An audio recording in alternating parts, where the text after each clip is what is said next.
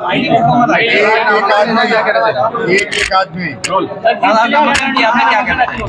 सबसे पहले मैं आज के नामांकन के मौके पर श्रद्धेय नेताजी को नमन करता हूँ, क्योंकि आजमगढ़ की आज जो समाजवादी थाती है उन्होंने खून पसीने से सींच के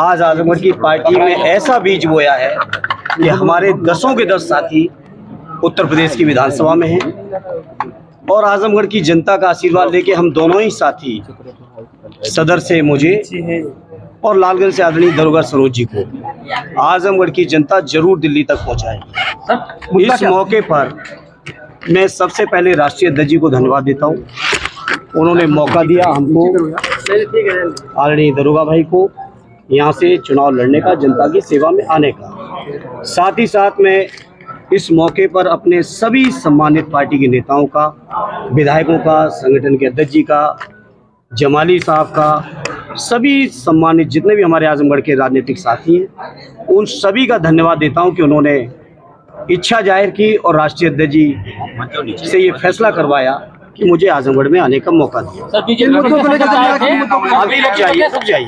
प्रदेश अध्यक्ष आए थे, उनका कहना था कि परिवार ही समाजवादी है। अभी उस पर भी बात करेंगे। सबसे पहले मैं इस मौके पर आजमगढ़ के जनमानस को विश्वास और भरोसा दिलाता हूं कि जिस उम्मीद और विश्वास के साथ हमारे राष्ट्रीय अध्यक्ष जी ने मुझे यहाँ भेजा है, आजमगढ़ के हमारे राजनीतिक साथियों ने मुझे यहाँ मांगा है, मैं आजमगढ़ के जनमानस की तरक्की, विकास, खुशहाली, उनके मान सम्मान और स्वाभिमान और आजमगढ़ का जो राजनीतिक तेवर देश की राजनीति में रहा है, उस तेवर को हमेशा कायम रखने का हर संभव प्रयास करूंगा। सर, भूपेंद्र चौधरी के बयान पे क्या कहेंगे? अभी तो आइए, इनके बयानों की क्या चिंता करनी है, बयान ही बयान दे रहे हैं, बयानों के अलावा इन पे कुछ बचा नहीं। अच्छा, कैसे कह रहे थे आप यहाँ से हारेंगे, अखिलेश जी वहाँ से हारेंगे, कन्नौज से, तब इनको यादों की कदर होगी। देखिए, वो बहुत बड़े ज्योतिषी हैं और उनके बारे में हम कुछ नहीं कहेंगे। वो 19 के लोकसभा के चुनाव में ब्रह्मा जी को भी चुनौती दे रहे थे। वो बेरोजगारी घटाने के नए नए फार्मूले भी बता रहे थे। वो अपने गुरु के सामने, जो आप सबके माध्यम से वीडियो मुझे देखने का मौका मिला, उसमें भी कुछ आश्वस्त कर रहे थे। और वो जो गुरु के सामने सच कह रहे थे या निर्वाचन अधिकारी के सामने सच कह रहे थे, आज वो मौका है। उनका एफिडेविट आप लोग जरूर चेक कर लेना, मैंने तो अभी नहीं किया है। धर्मेंद्र जी, राजवंत वन्ना को लेकर क्या कहना है? धर्मेंद्र जी, आप रहेंगे नहीं, ताला बंद रहेगा। राजवंत वन्ना को लेकर क्या कहना है? राजवंत वन्ना जो आवाज जो आपने लिया है, देखिए, मैंने आपसे कहा कि ये नेताजी के बनाए हुए रिश्ते हैं और उन रिश्तों की बुनियाद पर मुझे भी आज मौका पार्टी ने दिया है। मैंने शुरुआत में ही कहा कि इस क्षेत्र की जनता की हर संभव सेवा करने में, विकास में, तरक्की में, सुख में, दुख में, जहां कहीं भी मेरी जरूरत होगी, इस क्षेत्र के लोग मुझे अपने बीच पाएंगे। और इस बात का मैं आज जवाब दूं, कौन सच मानेगा, कौन झूठ बोलेगा, कौन क्या बात समझेगा, मैं इस बात पे नहीं जाता हूं। मैं अपने काम से ये चीज़ों का एहसास कराऊंगा और आप सब में से अगर किसी के संपर्क बदायूं के लोगों के साथ हो तो वहाँ पे आप संपर्क करिएगा, पूछिएगा, जानकारी लीजिएगा मेरे बारे में। मैनपुरी में अगर आपके संपर्क हो वहाँ पूछिएगा, इलाहाबाद में अगर संपर्क हो आपके वहाँ पूछिएगा। इसलिए हम लोगों को नेताजी ने जनता के प्रति सेवा भाव, जनता के प्रति अपनापन, जनता के प्रति जज्बात के साथ राजनीति करना सिखाया है और उसी रास्ते पे हम लोग चल रहे हैं। धर्मेंद्र जी, मुकाबला नहीं है, बसपा से हमारा मुकाबला, आप तीसरे नंबर पे मुकाबला इस बार जनता किसी से नहीं होने देगी।